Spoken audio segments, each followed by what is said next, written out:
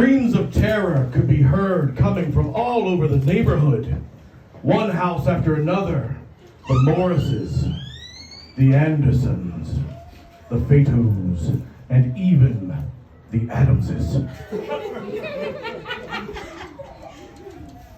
Dr. Z and her seemingly mild-mannered husband, Brian, were just returning from a huge rave party in Miami. When they heard the screams coming from all ends of the neighborhood. "That's odd," they muttered. "People weren't screaming when we left just a few days ago." Maybe the sick house beats made our minds go crazy, they thought. Curious still, they reached out to their neighbors, the Prescotts, to see if they might know the reason for the shrieking in all the neighborhood. You see, the Prescotts, they keep a close eye on all the comings and goings in the neighborhood. And surely they would be able to uncover the truth behind the screams. Or would they? You see, earlier that day, the children of the neighborhood had all received their sealed report cards in school. Excited, they all rushed home, eager to open them and to share their educational progress with their families. And that's when things really went awry. F's. All F's, their parents screamed. Every one of the children had failed their classes that semester. Angered and confused, the parents began to shout and turn on each other, each one laying blame for the poor grades squarely on the other. Dr. Emily could be heard screaming at Dr. Matt, saying, "I'm the smart one. Those grades surely came from your ignorant genes." The Adamses could be seen through their front window throwing books at each other, paperbacks and hardcovers. Well, the Fatos, they went straight to blows, wrestling each other in the driveway like hillbillies and squirting each other with hoses. But the most intense interaction of all was Dr. Aaron and Dr. Chad. They sat there silently, staring in disbelief, only yelling out occasionally, "Why? Why? Why have our children failed?" Why indeed?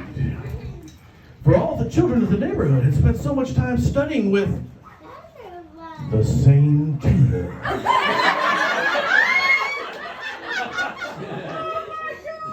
For the past year, the children of Arbordale had been visiting the same mysterious tutor at the mansion on top of the hill. It was rumored that she once was a resident at a Greek mental institution, where they performed the most heinous of mathematical experiments on the patients. But she had somehow managed to escape and made her way all the way to Arbordale. While normally this would be a red flag, her price was right, and the parents of the neighborhood are always up for a good deal. So the Camleys continued to use their tutoring services. By now, all of the angry parents had gathered at the Andersons' house with their pitchforks and their torches. "Let's all march to the top of the hill and get that tutor," shouted the Adamses. "For it is surely her fault that the kids have failed the subjects." "Yeah!" everyone else exclaimed, and off they went. When they reached the top of the hill, something seemed to be a little off. The mansion appeared to be abandoned and looked as if no one had resided there in many years. Even the road was falling over the hill.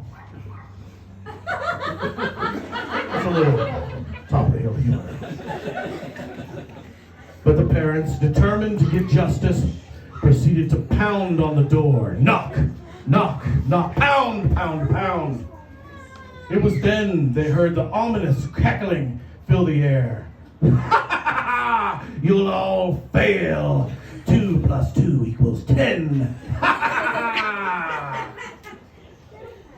It turns out the mysterious tutor wasn't actually a tutor at all, but rather a ghost of a Greek mental hospital patient who hated mathematics and all the other subjects. And just then, with a flash and a bang, the whole neighborhood fell dead silent, and the ghost But the terrifying tutor slowly faded away. Off in the distance, faint mumbling could be heard. I'll be back for high school. And that is the story of the terrifying tutor of Arbordale.